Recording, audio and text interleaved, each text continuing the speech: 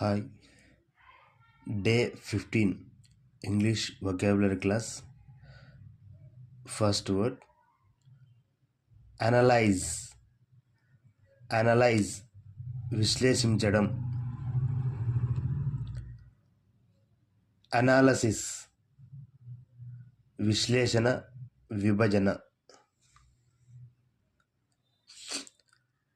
Ancient పురాతనమైనది. And మరియు. Anger కోపం.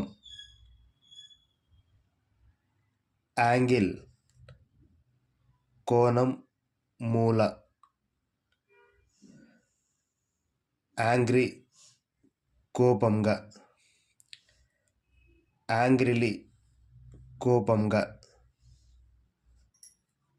యానిమల్ జంతువు, మృగం.